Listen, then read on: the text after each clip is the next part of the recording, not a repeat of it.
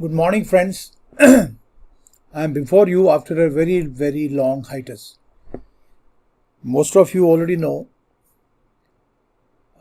As you all know, I was not well. एक तरफ corona, दूसरी तरफ तबीयत गड़बड़. कोई कहते हैं लोग आपका जब कोई आफत आती है तो अकेले नहीं आती है. इंग्लिश में जो कहते हैं क्या नाम का, it pores, it does not rain, it pores. तो कुछ हालत मेरी भी ऐसी थी. एक तरफ ये कोरोना का प्रॉब्लम, दूसरी तरफ आपकी इलनेस. थैंक गॉड कि I got well with all your wishes. ये समझ लो कि God has given me a new lease of life. ठीक है, I am now okay. Some weakness is there but I am almost okay. ठीक है. और फिर ये भी था कि कई लोगों के एग्ज़ाम अभी सितंबर से शुरू हो जाएंगे, तो मैंने सोचा 3 महीने का पीरियड है तो ये जून, जुलाई, अगस्त, सितंबर की डेट तो नहीं आई है. जब आए तो मुझे बता देना. कई बार मैं ये नेट पे देख नहीं पाता हूँ. तो अगस्त सितंबर तक तो काफ़ी हमारी तैयारी हो जाएगी. और जिन बच्चों का कुछ पोर्शन रह रहा था मेरे ऑफलाइन क्लासेस से, उनका ही पूरा हो जाएगा ही. ठीक है. ऑफलाइन क्लासेस में हम लोग सभी बैचेज में लगभग वर्ब के चैप्टर में ही थे.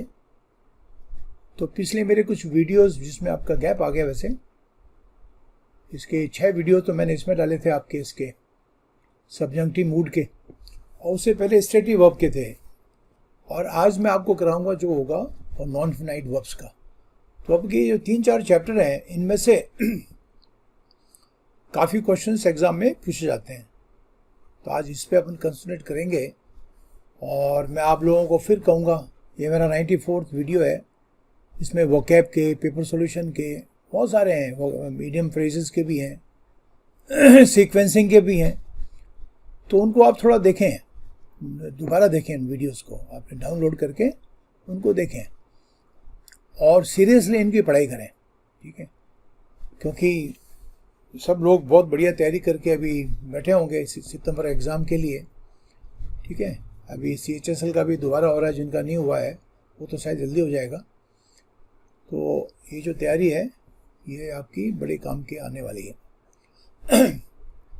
तो आज के जो चैप्टर बच्चों नॉन फिनाइट वर्ब का, ये भी अच्छा खासा टॉपिक है.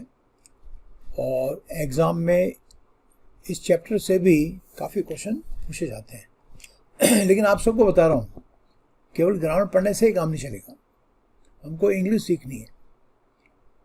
इंग्लिश में ग्रामर भी है, यूजेज भी है, वोकैबुलरी भी है, इडियम्स एंड फ्रेजेस भी हैं, और लैंग्वेज की अंडरस्टैंडिंग भी है. तो मैं आप लोगों को फिर कहूँगा, अगर आप भूल गए हों कि आप जब भी आपको टाइम मिलता है पढ़ाई के अलावा 1-2 घंटे, तो थोड़ा उसके लिए खूब सारी आप रीडिंग करें.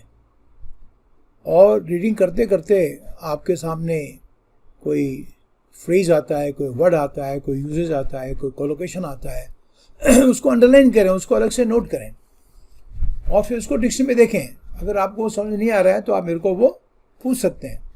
ठीक है ना, आपका कमेंट सेक्शन में. तो इस टाइम का यूटिलाइज करें बच्चों. आई एम सॉरी कि आपको मेरे इस वीडियो के लिए काफ़ी इंतजार करना पड़ा, बट क्या कर सकते हैं, है ना. कई चीज़ें आपके हाथ में होती हैं, कई चीज़ें आपके हाथ में नहीं होती हैं. But I am happy that I am in a position to give you some more knowledge. ठीक है आपका. तो चलिए इसको शुरुआत करते हैं.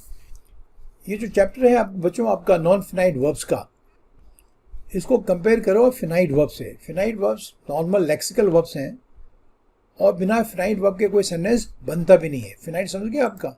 फिनाइट वर्ब वो होती है जो टेंस के मुताबिक, सब्जेक्ट के मुताबिक, उसके नंबर के हिसाब से वो चेंज होती है. ठीक है. अगर मैं आपको कहूँ he likes playing with his dog, इसमें जो ये लाइक वर्ब है ये आपकी फिनाइट वर्ब है. अब इसका टेंस चेंज होगा तो वर्ब की फॉर्म चेंज हो जाएगी. सब्जेक्ट चेंज हो जाएगा तो इसकी वर्ब की फॉर्म चेंज हो जाएगी. टेंस चेंज होगा तो इसकी फॉर्म चेंज हो जाएगी. अगर मैं इसमें सब्जेक्ट दे बता दूं तो मैं कहूँगा they like playing with a dog, ये हो जाएगा. देखिए जो प्लेइंग है ये आपकी नॉन फिनाइट वर्ब है. अभी दिख तो वर्ब जैसे रही है, but it is not a verb, ये वर्ब नहीं है, ये आपकी नॉन फिनाइट वर्ब है। ये तो एक बेसिक अंतर आपने समझना है। कोई भी सेंटेंस बिना फिनाइट वर्ब के बन नहीं सकता, और फिनाइट वर्ब के बाद में कोई दूसरी वर्ब जैसा आपको शब्द दिखाई दे रहा है, वो क्या क्या हो सकता है? फिनाइट वर्ब 3 ही है, पार्टिसिपल्स हैं, जेरेंड है और इन्फिनिटिव्स हैं। ठीक है, अगर मैं आपको ये कहूँ कि he wants to become an engineer, गौर से देखिए, इसमें वांट आपका लेक्सिकल वर्ब है, फिनाइट वर्ब है, और टू बिकम आपका इन्फिनिटिव है। ये जो इन्फिनिटिव वर्ब है ये नॉन फिनाइट वर्ब है। यहाँ पर आपका प्लेइंग नॉन फिनाइट वर्ब है, इसमें नॉन फिनाइट वर्ब है। Are you getting my point? तो कोई सेंटेंस बिना फिनाइट वर्ब के बनता नहीं है, और जो फिनाइट वर्ब के साथ में कोई दूसरी वर्ब जैसा आपको शब्द दिखाई देता है वो जनरली नॉन फिनाइट वर्ब होता है। इसका अलग फंक्शन होता है, ठीक है ना। और ये मैंने बताया जैसे आपको 3 तरह के होते हैं, इनको आपको डिटेल में समझना पढ़ना पड़ेगा। ठीक है, तो इसको हम पढ़ाई करते हैं इसकी, है ना। बेसिकली मैंने बताया कि ये आपको समझ आ गया, मेरे ख्याल से नहीं आया, है ना। फिनाइट वर्ब के बिना सेंटेंस नहीं बनता। You can not make a sentence without using a finite verb. लेकिन फिनाइट वर्ब के अलावा उसी सेंटेंस में फिनाइट वर्ब के अलावा कोई जरूरी नहीं कि हमेशा हो, नॉन फिनाइट वर्ब होनी जरूरी नहीं है। लेकिन अगर आप नॉन फिनाइट किसी दूसरी मेन वर्ब के साथ में कोई दूसरी वर्ब लगा रहे हो तो वो नेचुरली आपकी नॉन फिनाइट वर्ब होगी। अब मैंने कहा इसके 3 प्रकार होते हैं। एक ये आपका पार्टिसिपल है, एक ये जेरेंड है, और एक आपका ये इन्फिनिटिव है। ठीक है, पार्टिसिपल और जेरेंड दोनों दिखने में एक जैसे होते हैं, दोनों आपके वर्ब के आईएनजी फॉर्म है, लेकिन एक एडजेक्टिव का काम करता है, एक आपका नाउन का काम करता है। उसको अपन जेरेंड कहते हैं या जेरेंडियल नाउन कहते हैं। ठीक है, हाँ, जेरेंड नाउन के अलग अलग फंक्शन है। अब एक एक करके अपन उसको पढ़ने की कोशिश करेंगे। तो आई होप कि जो बेसिक डिफरेंस है फिनाइट और नॉट फिनाइट वर्ब का, वो आपको समझ में आ गया। एक बार फिर दोहरा रहा हूँ, कोई भी सेंटेंस बिना फिनाइट वर्ब के नहीं बन सकता। सेंटेंस में सब्जेक्ट हो या ना हो, लेकिन फिनाइट वर्ब होनी तो जरूरी ही है। हम सबको पता है कि जितने भी आपके इंपेरेटिव सेंटेंसेस होते हैं उसमें सब्जेक्ट अंडरस्टूड होता है लेकिन दिया नहीं होता है।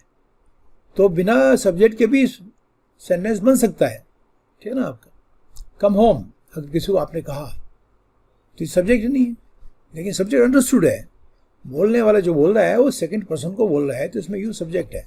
लेकिन फिनाइट वर्ब के बिना तो सेंटेंस नहीं बन सकता आपका, ठीक है ना। आपका ये फ्रेज बन सकता है लेकिन सेंटेंस नहीं बन सकता है।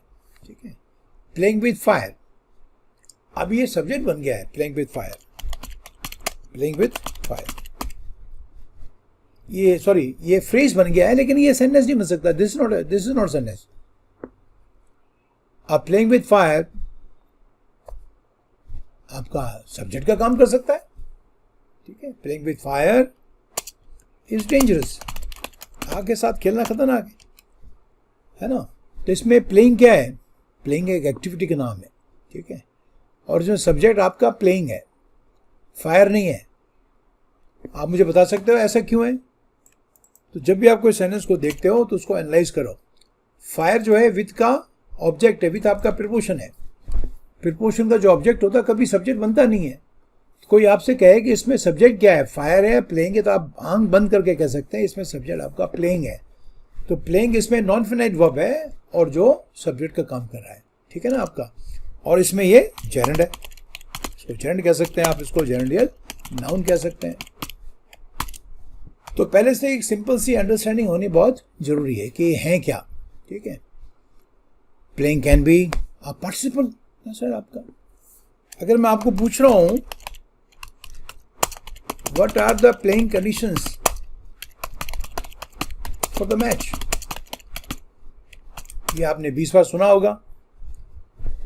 क्रिकेट के मैच में जब आपका यानी मैचेस शॉर्टन, बारिश हो गई और पूरे ओवर हो नहीं सकते 50-50 का या 20-20 ओवर का मैच नहीं हो सकता, तो उसको ओवर घटा दिए जाते हैं। ओवर घटाने के बाद में फिर आपके ये सब कंडीशंस पहले से सेट होती हैं कि अगर आपके इतने कम हो गए ओवर तो जो इतने बॉलर ही 5 ओवर कर पाएंगे, 10 ओवर कर पाएंगे, है ना आपका। फिर उसके अंदर जो वो फील्ड प्लेसमेंट की कंडीशन होती है, मैं इस क्रिकेट का एग्जाम्पल इसलिए दे रहा हूँ कि आपको आराम से समझ में आएगा। तो इसमें मैं आपको ये कह रहा हूँ कि what are the playing conditions for the match. Match के लिए प्लेइंग कंडीशंस क्या है ना। सब्स्टिट्यूशन का क्या है, ठीक है ना आपका। कितने ओवर खेले जाएंगे, कितने बॉलर्स फुल कोटा बॉलिंग का कर पाएंगे, है ना। फील्ड प्लेसमेंट की, तो अब इसमें प्लेइंग क्या है, अब इसमें प्लेइंग आपका पार्टिसिपल है, दिस प्रेजेंट पार्टिसिपल, और एक कंडीशंस आपका नाउन है। तो प्लेइंग क्या हो गया इसमें, प्लेइंग आपका इसमें एडजेक्टिव का काम कर रहा है। प्लेइंग की कंडीशंस क्या हैं, खेलने की शर्तें क्या हैं, कंडीशंस क्या हैं। तो अगर मैं पूछूं इसमें बताइए मेरे को प्लेइंग क्या है, तो क्या बताओगे आप बताओगे प्लेइंग इसमें आपका जेरंड नहीं है, क्योंकि नाउन नहीं है, ये नाउन नहीं है। और ये कोलोकेशन देख के आपको पता लग जाना चाहिए। 20 आपके ऑफलाइन की क्लासेस में मैंने हमेशा आपको बताया है कि collocations play a very important part. ये कोलोकेशन है आर्टिकल का, यानी डिटर्मिनर का, एडजेक्टिव और नाउन का। तो साफ पता लग रहा है कि डिटर्मिनर और नाउन के बीच में शब्द आएगा वो जनरली आपका एडजेक्टिव ही होगा। तो इसमें अगर पूछूं आपको मैं प्लेइंग क्या है, तो आप कहेंगे कि प्लेइंग इसमें आपका पार्टिसिपल है, ये पार्टिसिपल है, ठीक है ना। और काम क्या कर रहा है, एडजेक्टिव, इसका आइडेंटिफिकेशन हो गया आपका, है ना। तो एक आईएनजी वाला शब्द नाउन भी हो सकता है और आपका एडजेक्टिव भी हो सकता है, ठीक है। तो एक तो आपका एक एक करके करेंगे, ये बहुत बड़ा चैप्टर है ये। आज मैं शुरुआत कर रहा हूँ, लेकिन ये बहुत बड़ा चैप्टर है, मुझे नहीं पता कितना टाइम लग सकता है इसके अंदर, लेकिन बेसिक चीज़ें आपने क्लियरली पहचानी है, ठीक है।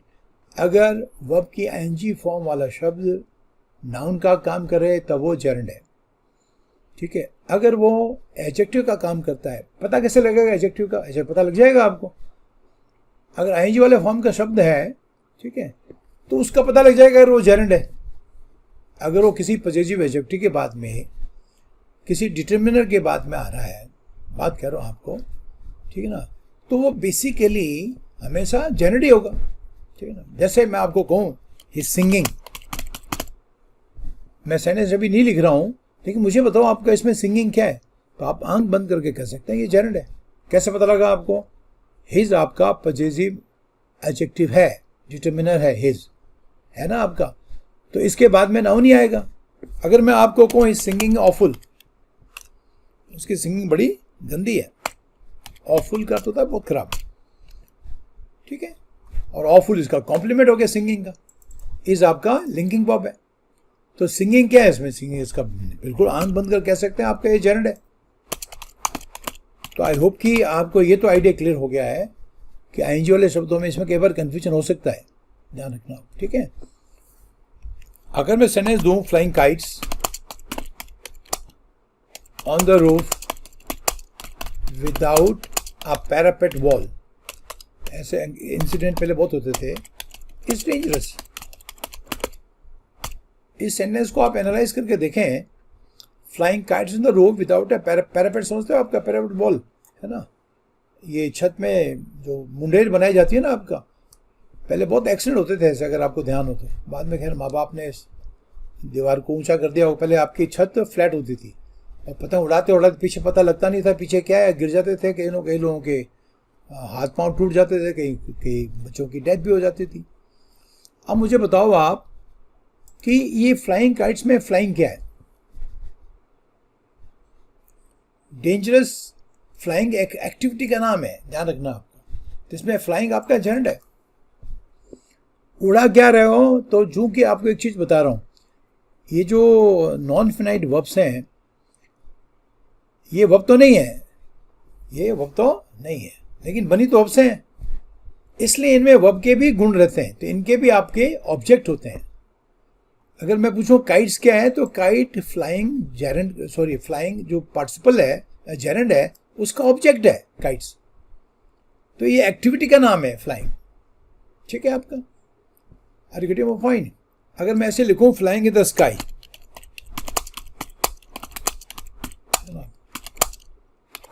एक so is so accelerating, suppose करो ऐसे तो कोई उड़ नहीं सकता है, लेकिन आजकल तो उड़ भी रहे हैं, आपने देखा होगा दुबई में आपके उनको फ्लाइंग मैन कहते हैं। तो आजकल तो ऐसी मशीन बन गई हैं, और एक प्लेन के साथ में उड़े थे वो। एक बार मैंने क्लास में आपको वीडियो भी दिखाया था इसका। अब एक क्लियर कट है कि फ्लाइंग इसमें आपका जेरेंट है, तो कोई प्रॉब्लम नहीं, इस फ्लाइंग में कोई फ़र्क नहीं है, ठीक है। तो ये आपने पहचाना है। हालांकि अगर पहचान नहीं भी पा रहे हो तो बहुत बड़ा उसका नुकसान होने का ऐसा कोई अंदेशा नहीं है, ठीक है। और आपको पूछूंगा एक्सिलरेटिंग क्या है, क्या बताओगे, कैसे पहचानोगे? सब तो पहचाना बहुत जरूरी है। इसके आगे सो लगा हुआ है, सो आपका एडवर्ब है। एडवर्ब के बाद में अगर कोई शब्द आता है, जनरली वो भी हो सकता है वैसे वो, क्योंकि अगर वो कोई मैनर है ना, आपका एडवर्ब मैनर है तो, लेकिन इसमें सो आपका, सो के बाद शब्द आ रहा है वो आईएनजी वाला है, तो आईएनजी वाला शब्द तो आपका वो तो होगा नहीं, इसलिए एक्सिलरेटिंग इसमें आपका एडजेक्टिव हो गया। और इसका अर्थ है कि आकाश में उड़ना एक बहुत शानदार रोमांचक चीज़ है, आपको आनंद आता है उसमें आप, ठीक है, फ्लाइंग इन द स्काई। और इसमें जो सब्जेक्ट है वो फ्लाइंग है, तो फ्लाइंग इसमें आपका जेरेंड हो गया। तो सबसे पहले तो बच्चों आपको ये पहचाना है कि आपको जेरेंड में और पार्टिसिपल में अंतर आता है कि नहीं आता है, ठीक है। फ्लाइंग, समझो एक लड़का है जो, अगर आप एयरफोर्स में भर्ती होगे तो आपको तो ट्रेनिंग में कराया जाता है, लेकिन आप कमर्शियल पायलट हो तो आपको अलग से फ्लाइंग के एक्सपीरियंस भी लेने पड़ते हैं आप। तो किसी ने कहा ये क्या कर रहे थे, मैंने कहा he is taking flying lessons from the instructor, flying lessons from the instructor. अब इस सेंटेंस में फ्लाइंग आपका नेचुरली आपका एडजेक्टिव हो गया, इसमें तो प्रॉब्लम नहीं है आपका, ठीक है। तो ये आपने देखना है आपका। चलो, अभी लोकस्ट का हमला भी हो रखा है, किसी ने मजाक में कहा ऐसे ही, आकाश में लोकस्ट, पृथ्वी पे कोरोना, ठीक है। समुद्र में निसर्ग फिसर्ग क्या क्या तूफान आए थे, साइक्लोनिक स्टॉर्म्स, ये हैं। तो चारों तरफ आपकी आफत आफत है, आकाश से, जमीन से, पानी से। वैसे एक बार मैंने क्लास में कहा भी था कि 2020 बहुत खराब रहने वाला है, बहुत पहले कहा था मैंने, ये जब 2019 खत्म नहीं भी हुआ था, मुझे कुछ अंदेशा था इसका, ठीक है ना। और 21 में सब कुछ अच्छा होने वाला है, बहुत अच्छा होगा 21, ठीक है। ये भारत का साल होगा, हम सबका होगा। तो थोड़ा सा हमको शांत रहना है, सब्र रखना है, पेशेंस रखना है। आई होप कि आपको बच्चों क्लियर हो गया। ये फ्लाइंग आपके एडजेक्टिव है, ये नाउन के आगे आ रहा है, उड़ने की लेसन ले रहा है, सीख रहा है कैसे उड़ना है, तो ये इसमें एडजेक्टिव हो गया, पार्टिसिपल है, तो आई होप कि अब आपको क्लियर हो गया है ना। बस आपने आईएनजी वाले शब्द का भी ध्यान रखना है जो जेरेंड हो। अगर ये एक्टिविटी का नाम है, ठीक है, तो एक्टिविटी का नाम तो फिर नाउन ही होगा, ठीक है।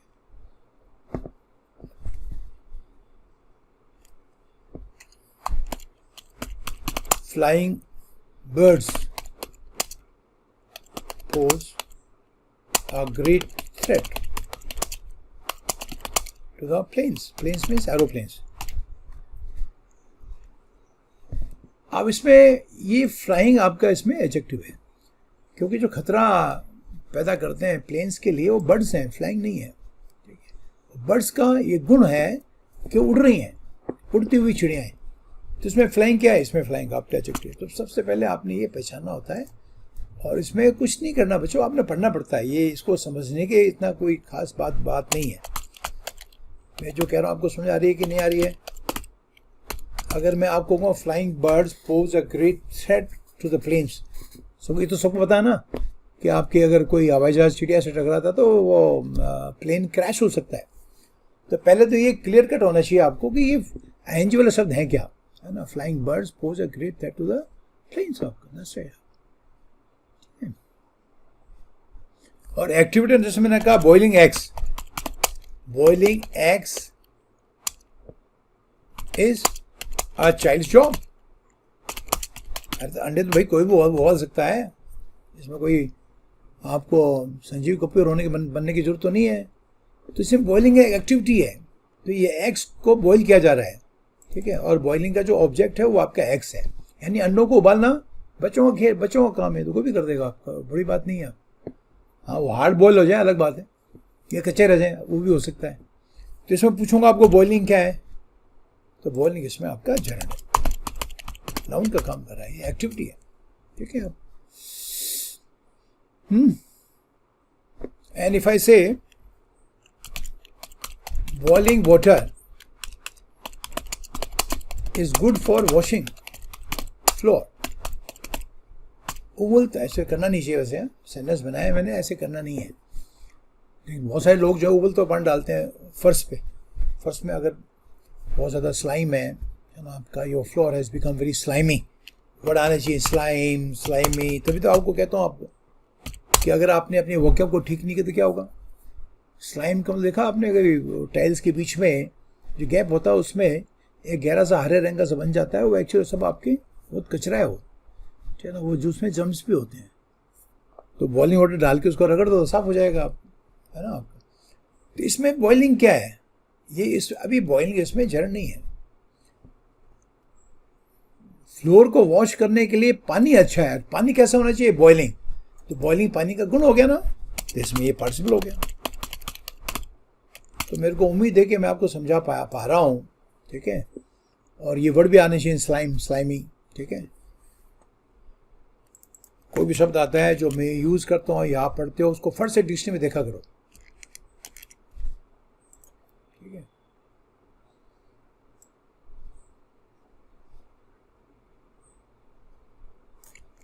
और डिक्शनरी के अंदर उसी का एग्जाम्पल दे रखा है जो मैं आपको कह रहा था। मैं तो हमेशा हर चीज़ को अप्रूव करता हूँ। ये इसका उच्चारण है, ये तो काट दो, उच्चारण सिंपल है, slime, a sticky liquid substance which is unpleasant to touch, बहुत घिन लगती है उसमें, चिकना चिकना सा, such as liquid produced by fish, snails and the greenish brown substance found near water. जम जाता है इसको slime. There was a revolting green slime in between bathroom tiles, bathroom tile के बीच में हरा हरा, मैंने बना हरा रंग का। अभी तो इस वर्ड आया है रिवोल्टिंग, अब ये रिवोल्टिंग क्या हो सकता है इसमें, ग्रीन स्लाइम, स्लाइम आपका नाउन है, इसके आगे दो एचेट लगे हुए, एक आपका ग्रीन और रिवोल्टिंग। रिवोल्टिंग वो जिससे आपको घिन आए। तो मैं पूछूंगा इसमें रिवोल्टिंग क्या है, तो आप इसको आप क्या बताओगे, रिवोल्टिंग, रिवोल्टिंग इसमें आपका पार्टिसिपल है। तभी तो कह रहा हूँ आपको, आपकी एक्चुअल पढ़ाई तब शुरू होती है कि जब आप पढ़ते हो, चाहे डिक्शनरी पढ़ रहे हो, उसमें सेंटेंस को देखो, उसको एनालाइज करो, है ना। तो स्लाइम इसमें क्या है, स्लाइम इसमें नाउन है, और ये बाथरूम के टाइल्स के बीच में जमा हो जाता है, बहुत दिनों से साफ ना किया जाए तो बहुत गंदा लगता है, ठीक है आप। तो रिवोल्टिंग क्या है, डिस्गस्टिंग, है ना आपका, दैट्स राइट, जिससे आपको घिन हो, है ना आपका, something very repulsive. Revolt, revolt का अर्थ क्या होता है, बहुत बड़ा विद्रोह करना, लेकिन इसका मतलब विद्रोह वाला नहीं है। रिवोल्टिंग इज समथिंग विच, है ना आपका, which repels you, which is very repulsive, which is disgusting, है ना आपका, which is very abhorrent, abominable. हाँ, तो इसमें एडजेक्टिव बच्चों, ये रिवोल्टिंग इज पार्टिसिपल, और पार्टिसिपल आपके एडजेक्टिव होते हैं। तो बेसिक अंदर आपको, मेरे को उम्मीद है कि आपको समझ पाए आप कि आइंज वाला शब्द क्या क्या हो सकता है, खूब सारे इस्तेमाल करो, इसके सेंटेंस बनाओ। ये खाली टेक्निकली सीखने से अंग्रेजी नहीं आती है, ठीक है ना। अपने अपने बहुत सारे सेंटेंस बनाने हैं, ठीक है, ढेर सारे। टाइम की कमी के कारण ये तो मैं सोच रहा था आपको इसमें उसमें टेलीग्राम वाले चैनल में डाल दूँ एक लिस्ट, आप इनको पढ़ो, आप दैट्स राइट, खूब सारे सेंटेंस बनाया करो आप। Waking up early in the morning, waking up early in the morning is so refreshing। खूब सारे सेंटेंस पढ़ा करो बच्चों, ये भी ना, पता नहीं हमारे यहाँ हिंदुस्तान में ये आग लगी हुई है, पूरी जिंदगी भी ग्रामर के उन पे, अरे भाई थोड़ा पढ़ो तो सही, ताकि अंग्रेजी भी आपको आए, इससे उठ के आए। ये जो हम ग्रामर सीखते हैं ना, अच्छी किताबें पढ़ पढ़ के वो ग्रामर अपने आप क्लियर हो जाती है। समझा रहा हूँ आपको, ये मेरा बहुत लंबा चौड़ा अनुभव है। मैं कोई इंग्लिश मीडियम स्कूल में नहीं पढ़ा हूँ, मैंने अपनी हायर सेकेंडरी जैसलमेर से की है, बता रहा हूँ आप, और वो भी कब 69 में, कितना बैकवर्ड इलाका था वो। तो उसके बाद में हमारे टीचर मिले, उन्होंने हमको कहा कि आप खूब पढ़ें, पढ़ते पढ़ते पढ़ते सब कुछ अपने आप क्लियर हो गया। एक्सप्लेन ना कर पाए भले ही आपका, लेकिन हमको सब क्लियर हो गया था। पढ़ना बहुत ज़रूरी है। अब ये वेकिंग एक क्रिया का नाम है, सुबह उठना, तो नेचुरली ये जेरेंड है। और इसमें रिफ्रेशिंग है, फिर सो के पीछे लगा हुआ तो एडजेक्टिव है, तो अपने आप ही आ जाता है, देखते लग जाता है। शो आपका एडवर्ब है, एडवर्ब के बाद सो, जैसे अपन कहते हैं सो रिच, सो इंटेलिजेंट, सो फुलिश, तो सो के बाद में जनरली जो वर्ड्स आते हैं वो एडजेक्टिव होते हैं, और क्या होते हैं, ठीक है ना। सो के बाद में नाउन भी आ सकता है आपका, लेकिन नाउन भी एडजेक्टिव बाद में आता है। He so nice a person that everybody loves him, so nice a person.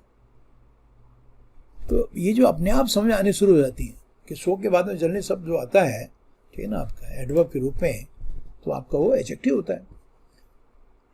तो इसमें दो शब्द आए, एक तो वेकिंग, और मीनिंग क्या हुआ कि सुबह सुबह उठना बड़ा रिफ्रेशिंग है, आप एकदम रिफ्रेश लगते हो, ठंडी ठंडी हवा लगती है। गर्मी के मौसम में तो भी क्या हुआ, सुबह सुबह हवा ठंडी होती है। तो पहला वर्ड आपका बच्चों जेरंड है, और दूसरा आपका पार्टिसिपल है। और इसलिए आप लोगों को कह रहा हूँ, ठीक है, कि आप खूब सारे करें, सेंटेंस बनाएं, ठीक है। आपका अर्निंग क्या करूं, 80,000 का 1 lakh, earning 80,000 rupees a month,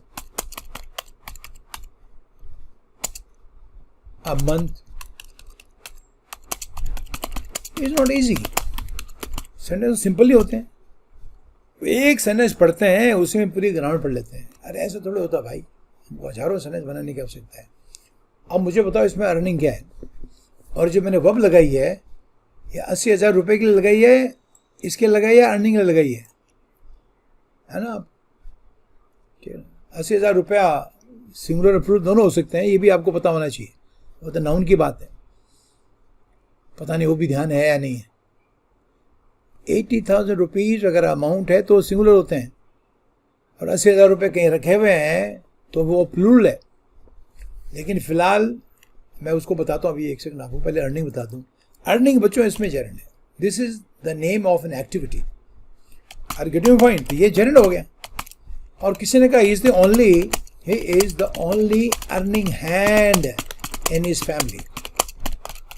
अब मुझे बताओ इसमें अर्निंग क्या है, तो अर्निंग बच्चों इसमें पार्टिसिपल है, नाउन के आगे आ रहा है, एडजेक्टिव है, अर्निंग हैंड, ठीक है। और ओनली इसमें आपका एडवर्ब है, द आपका डिटर्मिनर हो गया। और ये कोलोकेशन से आप फटाक से पहचान सकते हो कि द ओनली अर्निंग हैंड क्या है। What is the problem. अब देखो कंप्यूटर में ये फायदा ना पढ़ाने का, मेरे से भी गलती हो जाती है तो रहने लगी, पार्टिसिपल की स्पेलिंग मैंने गलत कर दी थी टाइपिंग में। तो अंतर आपको आ रहा है कि नहीं आ रहा है। पहला वाला अर्निंग आपका जेरंड है because it is the name of an activity. और जो सेकंड सेंटेंस में मैंने अर्निंग हैंड लिखा हुआ है, हैंड का नाउन है, हैंड वो भी होता है, वो अलग बात है, लेकिन इस संदर्भ में हैंड का मतलब आपका आदमी है। अर्निंग हैंड का तो होता है कमाने वाला, a person who brings the back and home, है ना, आपका कमाई करने वाला। तो इसमें अर्निंग हैंड क्या हो गया, अर्निंग पार्टिसिपल हो गया। इन्फिनिटिव में ज़्यादा जोर नहीं दे रहा हूँ, बाद में कराऊंगा, बहुत सारी चीज़ें सीखने के लिए, समझने के, इसमें बहुत कुछ। अभी तो फिलहाल आज आपको इंट्रोडक्शन दे रहा हूँ कि आपको एनजी वाले शब्दों में पहचान करनी आनी चाहिए, ठीक है। क्या एनजी वाला शब्द आपका पार्टिसिपल भी हो सकता है और जेरंड यानी नाउन भी हो सकता है, ठीक है। Laughing is a good exercise for the elderly, आपके लिए नहीं, बुड्ढो स्टार्टों के लिए, मेरे जैसे लोग, है ना। इसमें लाफिंग आपका एक्टिविटी नाम है, सीधा इज लगा हुआ है तो सब्जेक्ट ही है, इसमें पूछना क्या है। और किसी ने कहा it is not a laughing matter, matter noun है, लाफिंग उसके आगे आ रहा है तो एडजेक्टिव है, ठीक है। और एडजेक्टिव बच्चों एक ध्यान रखना, एडजेक्टिव नाउन के आगे भी आते हैं, नाउन के पीछे भी आते हैं। मैंने आपको बहुत सारे एग्जाम्पल दिए हुए हैं इसके, ठीक है ना। If I say the people laughing at you, ये बाद में आ गए, people laughing at you are fools, लोग तेरे पे हंस रहे हैं मूर्ख हैं वो। तो लाफिंग इसमें एडजेक्टिव है, नो डाउट। कौन है, किसके लिए किया आपने, पीपल के लिए। The people laughing at you are fools. तो लाफिंग जो है एडजेक्टिव रूप में नाउन के बाद में भी आ सकता है। अभी तो शुरुआत है, बाद में बताऊंगा। और एक्चुअली ये आपका जो लाफिंग का इस्तेमाल है ना, ये कहलाता है रिड्यूस एडजेक्टिव क्लॉज है। ये this is called reduced adjective clause.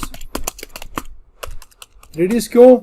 आपने छोटा कर दिया आपका, नहीं तो अदरवाइज सेंटेंस को ये भी लिख सकते हो आप, पूरा एडजेक्टिव क्लॉज लिख दो, the people who are laughing at you are fools. तो आपने क्या क्या किया? हुआ हटा दिया आपका। तो इसको इसलिए कहते हैं कि ये जो हु वाला क्लॉज है, who are laughing at you, ठीक है ना आपका, ठीक है। तो ये आपका एडजेक्टिव क्लॉज है, ये पीपल की विशेषता बता रहे हैं, इन लोगों की पहचान करा रहे हैं। कौन लोग? कि जो तेरे पे हंस रहे हैं, है ना। तीसरी जगह आपने लिख दिया पीपल लाफिंग एट यू, एक ही बात तो है।